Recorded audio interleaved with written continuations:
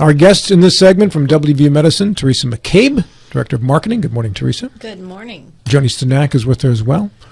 Jonie, good morning to you. Good morning. Director of Nursing. Yes. And there's more that goes with that title, too.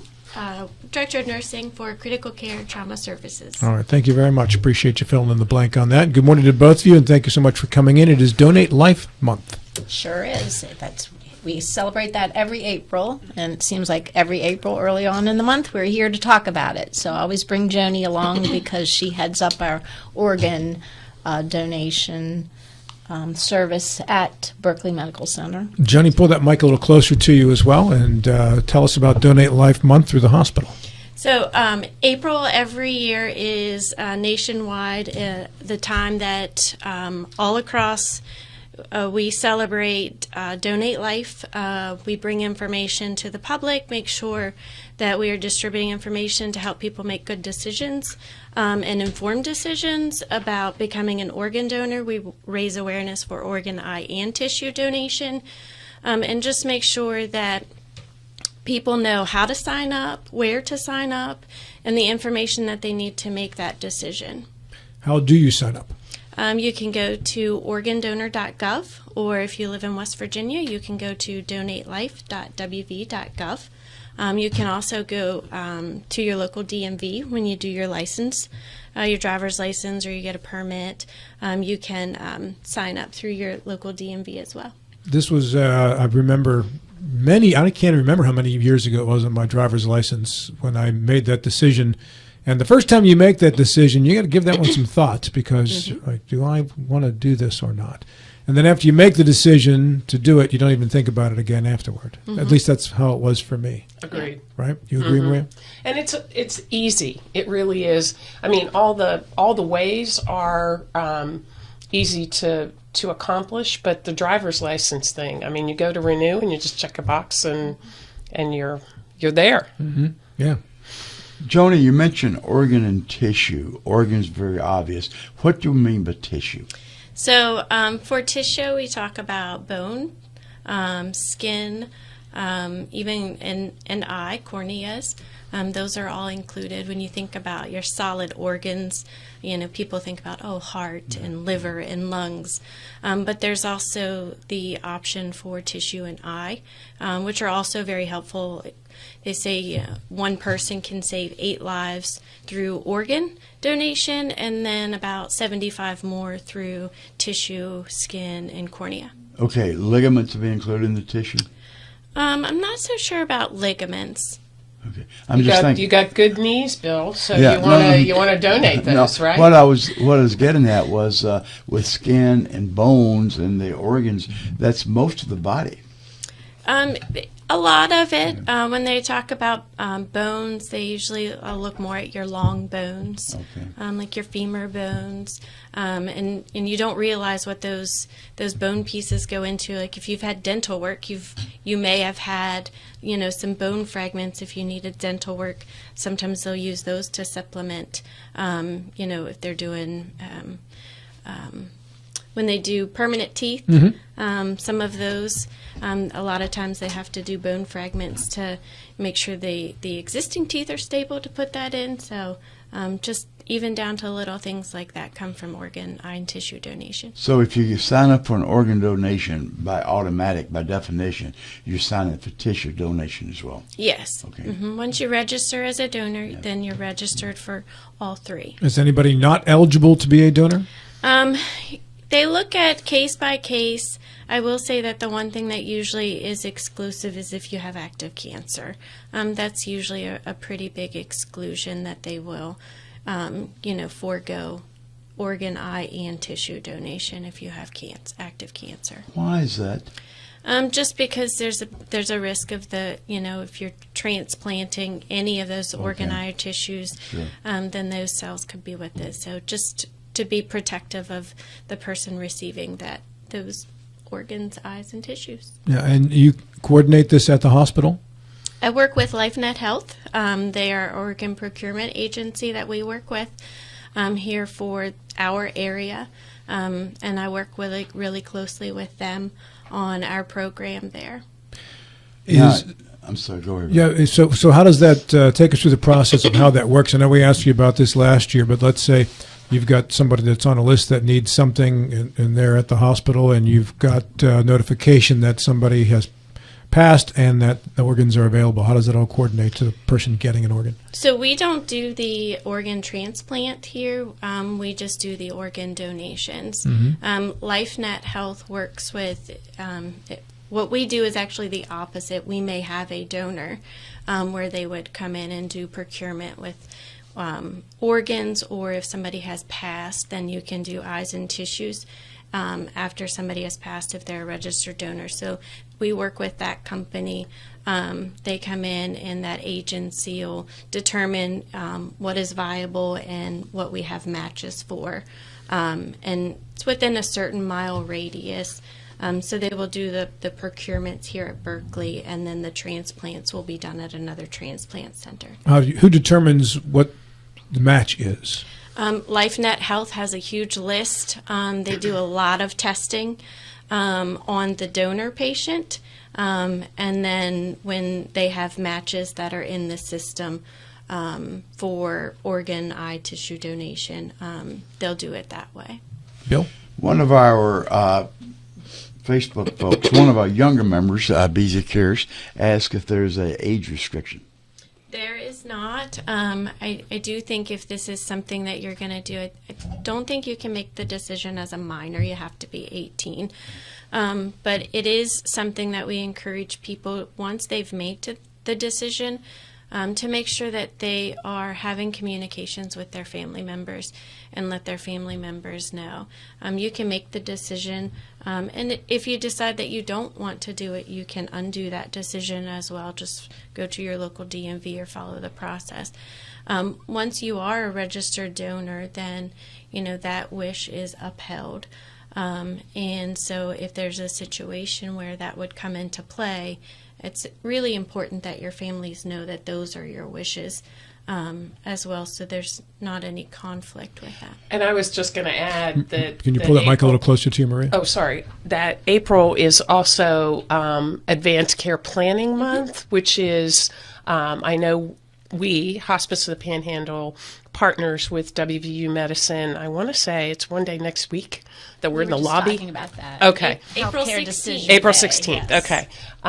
And, that's when you talked about, just making your wishes known, everybody thinks that they have, or of a certain age, you think you're invincible and I don't really need to do that now.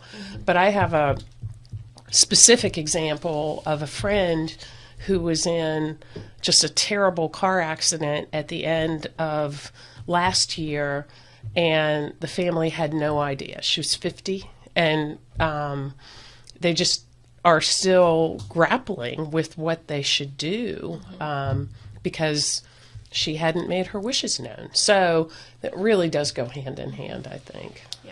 Jonie, you mentioned procurement would be done locally. The organs and the tissues would stay where until they're actually needed? So the team comes to do that at the facility, and then they, if it's an organ, it leaves our facility and goes right to the transplanting facility. Eyes and tissues, there's a bank that the company LifeNet Health has, and they work with that company. That company works with the agency to make sure that they get stored. So you do not store the tissues, the organs here? No. And again, I think it's a difficult conversation to sort of embark upon, but yet so important. If this is what you want to do, again, another one of our listeners talked about maybe they don't work as hard to save you if you're an organ donor. I find that kind of not true. I mean, that's one of the excuses he says. This is Damon Wright, said that he has heard from people, well, maybe that's going to happen, but that certainly would not be the case. You have to do what's right for you when you're making those decisions. That is absolutely a public perception. Like, we won't do everything if we know you're an organ donor. We don't look at any of that until you are at the point where you would be determined, brain dead. Brain dead. We would do everything up to that point. But we don't even look at that. We have certain, we call them clinical triggers with our patients that would be indicative of brain death.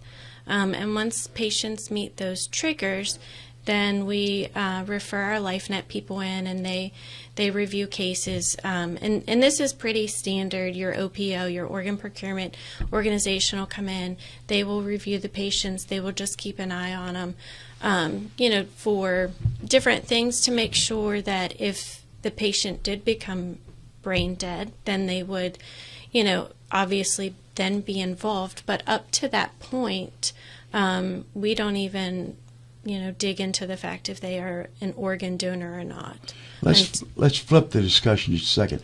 Within the Berkeley County, Jefferson County, how many folks on an annual basis are recipients of organ or tissue? Talking about 1 a year, 15 a year, or 1 every 5 years? Do you have any sense? As far as recipients, Yes. we don't do the transplants here, but as far as donors, we do several donors a year. 6 to 8 a year, and that's organ, but there could be more that they do tissue and eye. Yeah, I realize you do not do the recipients here, but you're at least involved in the referral to the recipient. Do you have a frequent request for individuals that are looking for an organ or a donor or tissue? We do not. Okay. No, we do not. I would think the number would have been higher, but it's only about 6 to 8 a year. Yeah. Is that just because the organs aren't needed, or we just not have that many donors, or there just aren't that many people who pass away in that scenario? Those are the scenarios about what we have. So when people think, oh, they're just, they're not doing everything, the numbers that we use, 6 to 8 doesn't seem like a large number, but it is, a pretty big number when you're talking about 2 kidneys, 2 lungs, a heart, a liver, a pancreas. And so when you're looking at those numbers, it is, a pretty large volume for the size hospital we have. Is there a certain age when a person passes and they're healthy? Not suffering from cancer or something that would disqualify them from being a donor. Is there a certain age where their organs just aren't to be used because they're just too old? No, actually, there's no age restriction on the limit that somebody could be a donor. I think they've done 90 years old. It just really depends on the individual, and how well they've how healthy they have kept themselves, and what organs they have that are viable. Do certain organs age faster than other organs? That's a good question. Yeah. I don't know. Well, the you answer think to about what you do to your body, Bill. If you're a drinker, obviously. No, the that's liver not my is question, not- Maria. That's not my question. My question was, with a heart, for example, that works all the time, does it age faster, say, than a kidney? Or Not necessarily. I think a lot of it depends on the health conditions Of the person. Yeah, it really does depend on the health conditions of the person. What are some of the more common questions you get, Jonie, when people have questions about whether they want to do this or how it all works? One is, where to do it at. Where can they register? Can they change their decision? I strongly believe that people need to be informed to make that decision. It is a pretty big decision. So if there's any takeaways, please do your research. Please read. Please talk to people and make sure you are making the most informed decision you can. And then talk to your family and your friends. There's a lot of misconceptions, age, religion, they won't keep me alive if they know I'm an organ donor. There's a lot of misperceptions, and a lot of times we can talk to people and tell them that, but I think ultimately when they do their own research and they read about it, the number one organs needed for transplant are kidneys. About 85% of the people on the transplant list are waiting for kidneys.